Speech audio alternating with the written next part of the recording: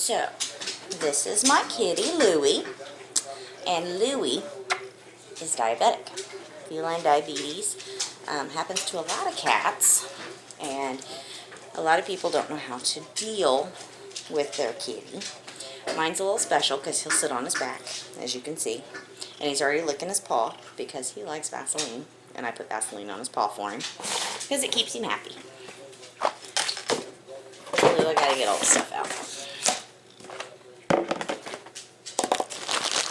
Quit grabbing that shit. What? It's the alcohol swab. Let go. Okay.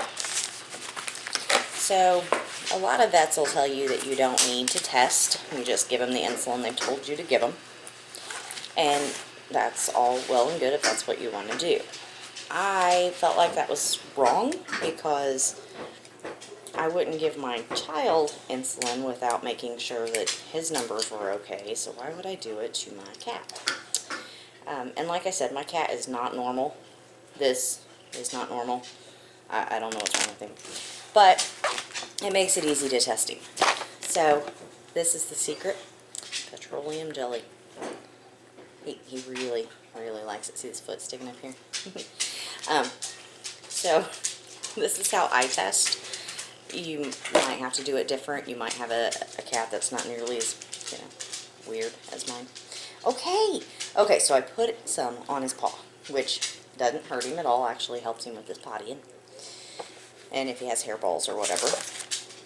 And then I go ahead and put my strip in. Now this is a human meter, and I know what I expect on the human meter, but I also have a pet meter that my vet prefers me to use when I do curves, which is when you test every 2 hours to kind of see how the insulin is working inside the body. So, we just gotta get him to quit licking long enough to poke his little ear.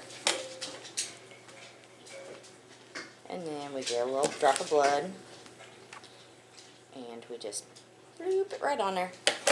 I know. And then I pinch the ear, just in case there's a little blood still coming out. Generally, you're just going to get enough blood once they get used to it to get your sample. But sometimes you'll hit it just right on a capillary and, whoo, buddy, it'll bleed like a stuck pig. Okay, and then I just put a little bit of Neosporin, like pain relief. And I have the ointment, so I could just use the ointment as my prep so that the blood beads up on the ear. But he really loves the Vaseline, so I can't take that from him. So his number's 495 on the people meter, which is nice and high, so I don't have to worry about his insulin kicking in and taking him too low. He developed diabetic neuropathy not long after he was diagnosed. Lucifer, honey, Lou, over here.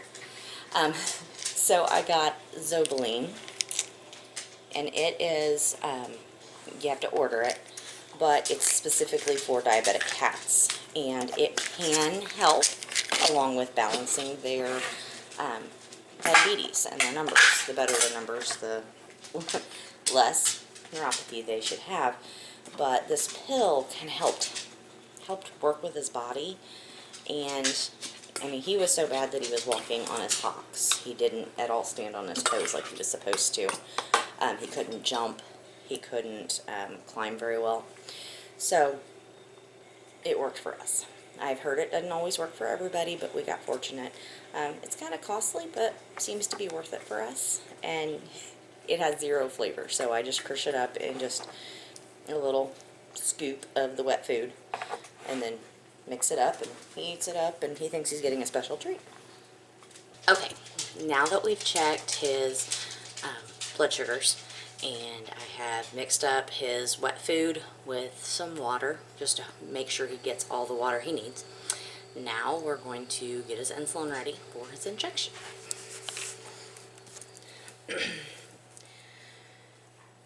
So, I move it back and forth a few times so that it moves freely, because you're going to be dealing with small increments. And you want to put however much he needs, plus just a little hint more, so that you have some room to get the air bubbles out. And with his insulin, he takes Prozinc, and you have to get it from a pet pharmacy because it is made for pets. And with Prozinc, you have to roll the bottle. You can't shake it. So you want to roll it, they say like 30 times. I just roll it until it's no longer got any clear to it. Now, some people say that since it's pets, you don't have to worry about cleaning it off, but it's my pet and I'm going to. So, I'm going to pop the needle, put it in the bottle. You want to put your air in, and then I flip it upside down. That way you don't get any air bubbles. And then pull it down 1, 2, 3, and just a smidge more, because he's on 3 units. And then you want to get any air bubbles up to the top.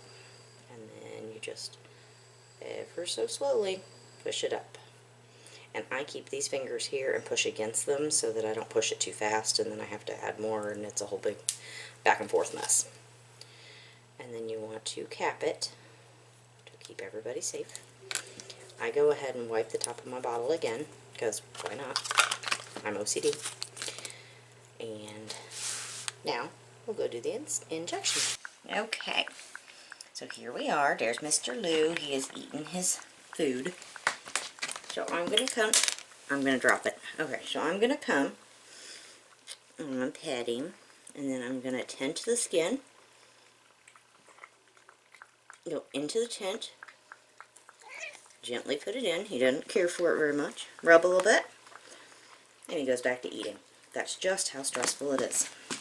I'm not sure if that will help you at all, but I know that when he got his diagnosis, it really traumatized me. I was scared to death that I was going to do something wrong. I was scared to give him an injection. It was just all real scary. So hopefully by watching that, you can see it doesn't have to be stressful. Louis purred through the entire process of getting his ear pricked because he had his Vaseline. You just find what makes them happy and take care of them that way. And he knows that I'm taking care of him. So hopefully that helped you. If you have any questions, drop them in the bottom and I'll answer as best I can. Have a good one, guys.